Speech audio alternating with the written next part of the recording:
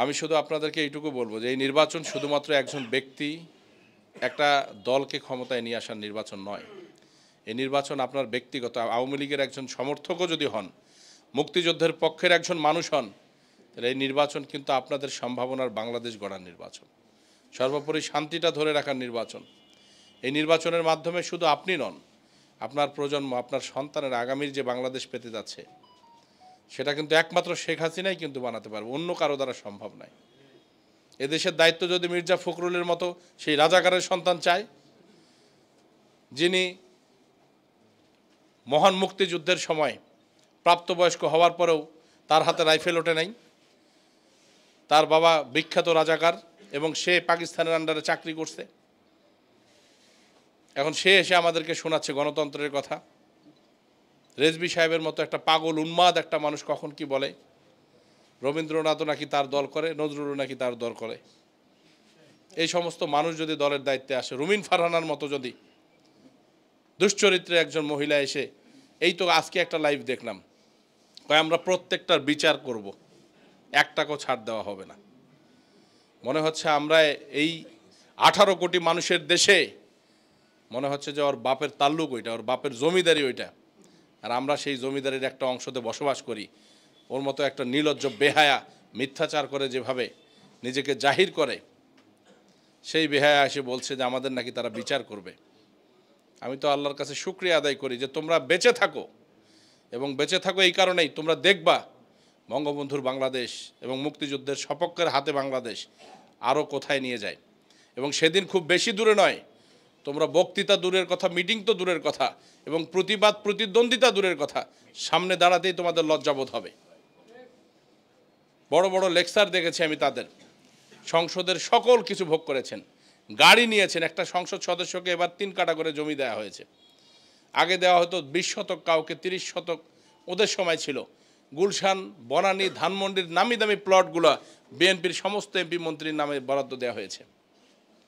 বঙ্গবন্ধু কন্যার যখন হাতে দেশ আসছে, তখন থেকে উনি বলছেন নির্দিষ্ট একটা এলাকা চিহ্নিত করো, সেখানে ভরাট করে নতুন করে এমপিদের একটা আবাসস্থল যদি করতে চাও, একটা বাড়ি করার জন্য 3 কাঠা জায়গা লাগে, 3 কাঠার বেশি তোমরা কেউ পাবা না। অথচ রুমিন ফারহানা যায় বলছে যে আমাকে 10 কাঠা দেওয়া হোক। সরকারের গাড়ি, সরকারের ভাতা সব কিছু নিলেন, এক নাটক করে মনে করেন যে কি করলেন, পদত্যাগ করলেন। আসলে আল্লাহর মার তো অন্যরকম। মস্তিষ্কে তো মানুষের এতভাবে এই সংসদকে অপমান করার চেষ্টা করেছে।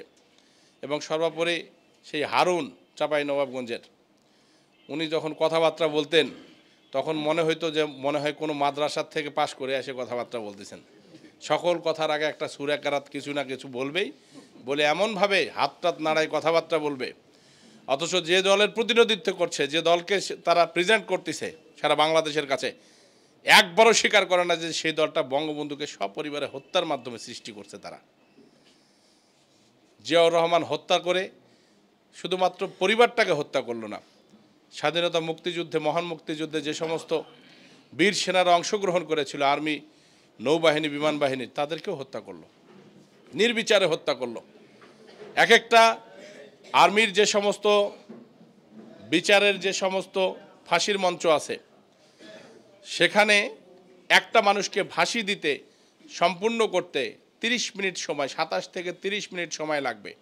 তাকে ঝুলিয়ে রাখার একটা সময় আছে, ঝুলন্ত অবস্থা থেকে নামিয়ে রেখে তার হাত পায়ে রক কেটে দিয়ে 100% মৃত্যু নিশ্চিত করার বিষয় আছে। অথচ একে দিনে 25-30 জন, কখনো কখনো 35-40 জন পর্যন্ত মানুষকে হত্যা করা হয়েছে, কোনো নিয়ম কানুন মানা হয় নাই।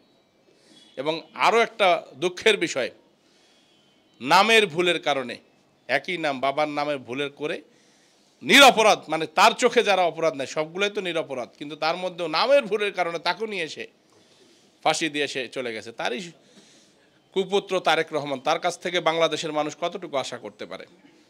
এই স্বাধীন দেশের মানচিত্রের মধ্যে দিয়ে না জানি এর আগে কত হাজার ট্রাক অস্ত্র সে পাচার করছে, কোথায় দিয়েছে আজকে জানি না আমরা।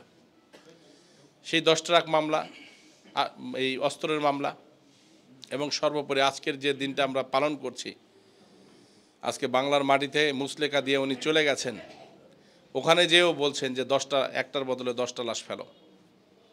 এবারের নির্বাচন আপনারা সহজ করে দেখবেন না। আজকে আমাদের প্রতিপক্ষ এখানে নাই, কেউ আছে খুঁজে পাওয়া যাচ্ছে, পোস্টার দিয়ে ক্ষান্ত হয়েছে। দুই একটা জামাতের কর্মীকে দেখছি যে মহিলাদের কাছে যা বিভিন্ন টাকা পয়সার প্রলোভন দেখাচ্ছে, অথচ আমাদের মধ্যে হাত